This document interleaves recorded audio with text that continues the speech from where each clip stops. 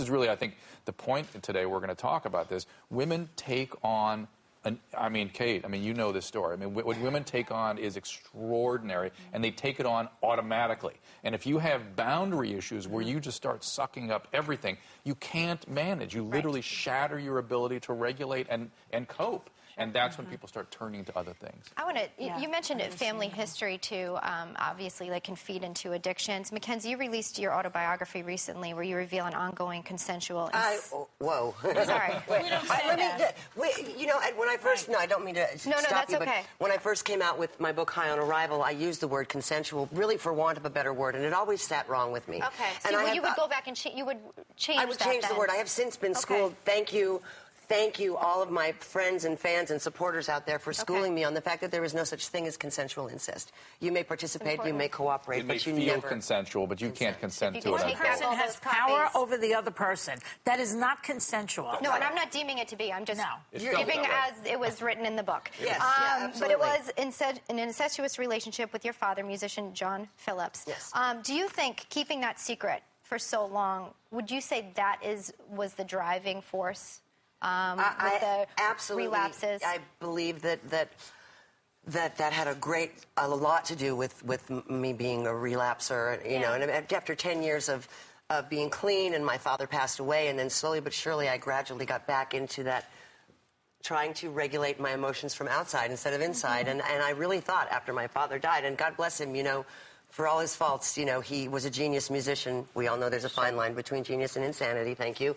Right. But not always. Not many times. Though. Many in Joy's times. case, no. In Joy's case. I don't think Einstein was crazy. Someone would argue that. We have a saying in recovery, which is, you are as sick as your secrets. Yeah, and that's for sure. When people harbor secret issues, it stews. When my father died, I thought, I'm finally free. I'm finally going to be able to walk free. And hello, I relapsed. You weren't, because the inside work wasn't done. Because I never looked at the conditions of my past that got me to where I... And I noticed, let me just say, Elizabeth, when Mac goes on TV and talks about her relationship with her father, people go, how could you still love him? How could you still speak of him in positive terms?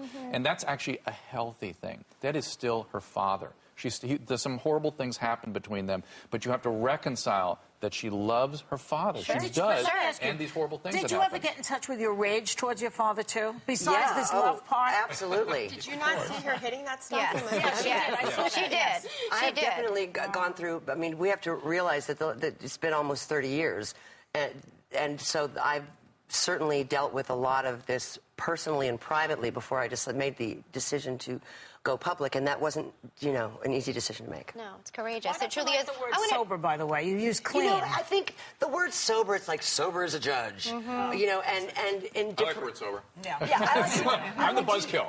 I like to use the word clean. I mean, I just prefer it. You know, I was a big-time drug addict, and I'm clean. I think you can choose whatever word you like if you're feeling good about where you are.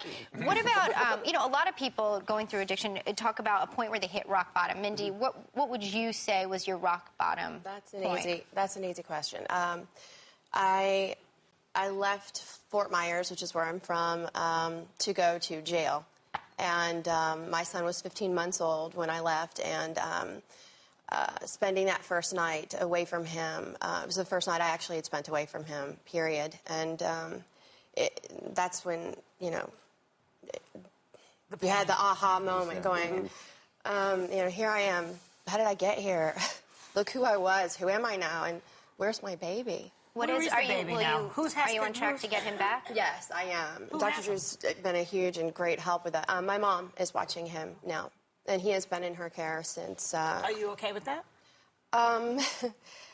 I think my mom is very good to him, and you know, I do appreciate the fact that my mom and my stepfather have taken care of him and taken good care of him. Moms need to be with their kids. Yeah, you want your baby. You want your baby back.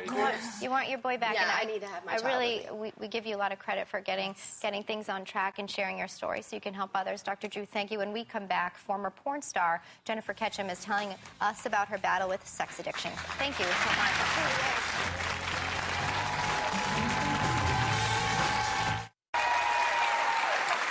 Sex addiction has been all over the headlines, and some people aren't even sure it's a real addiction.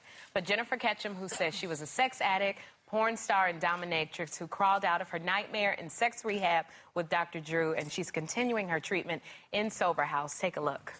I lost my virginity when I was 12. I mean, I had sex with at least like 15, 20 kids by the time I hit 18. I'm a monster. Are you going to quit porn?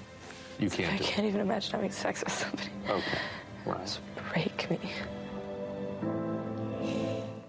And I just want to say before we even start, parents, you may want to take your children out of the room because this topic is not appropriate for children. And Jennifer, you said that you were a porn star for nearly 10 years.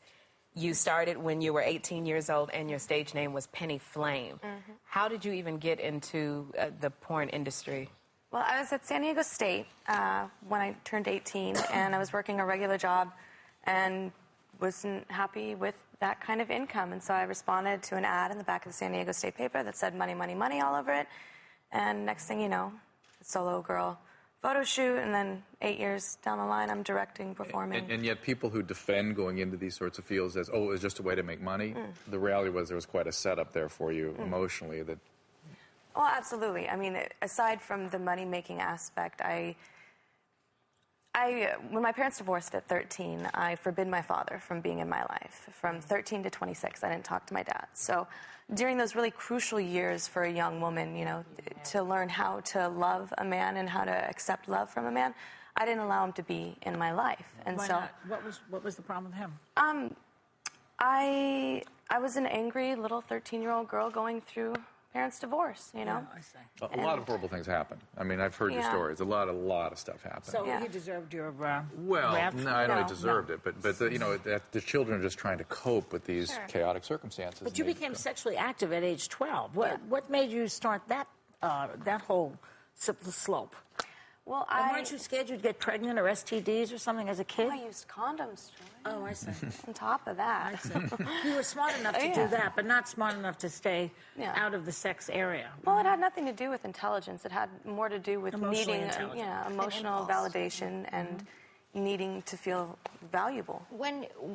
Once you were in the porn industry, how often were you actually having sex for work? And did that then just fuel, I imagine, the addiction as well, correct? Well, I was working maybe 3 days a week. I mean, that was one of the reasons why I stayed in the adult business for so long, is that I was able to work 3 days a week and then, you know, screw around the other 4 days and not have to worry about making money or anything like that. It definitely fueled the addiction in that I didn't have to connect love and sex in order to have sex. And that kind of carried over to my personal life. And Jennifer when she arrived for treatment, was very disconnected from feelings. Feelings, when they'd well up, were overwhelming and shattering. And, you know, and she actually came in. You want to tell the story? The exploitation was something we discussed in the first segment. Jenny had an interesting story with exploitation. Yeah, I was watching that in the green room, and it's funny because I came into sex rehab to jettison my porn star career into the the public's eye. To screw up the treatment, to exploit me. Yeah, I came with 5 tubes of toothpaste. I was ready to paint penises all over the walls and try and sleep with a boom guy if I could. You know, so my intentions in going in were not good. And then as soon as I sat down with Drew and Jill and you guys started calling me Jenny, and I realized I didn't connect at all to Jenny Ketchum. I could only identify as a porn star. It was absolutely terrifying. So your identity, that became your identity completely. So was it not until you got into treatment that you actually realized that you had a sex addiction? Well, yeah, it was about 5 days into treatment when I realized that I have a really big problem. And the thing about sex addiction is that because there is so much controversy surrounding it, it's to classify it as an addiction is very tricky, you know, because there's been a ton of research that's done, you know, and the actual chemical goings-on in your brain is the same thing as, like, chemical addictions.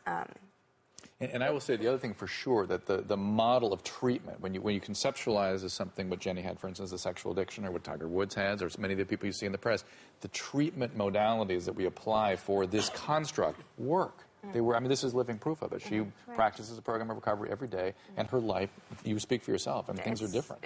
So you're saying it doesn't matter if you call it an addiction or not. Call it what you will. They're calling it a behavioral addiction, like gambling. Right. I mean, and the DSM-4, DSM-5, these things, the psychiatric classifications generally catch up with the addiction medicine field eventually. I mean, even alcoholism, we argue about what that is with the psychiatrist still.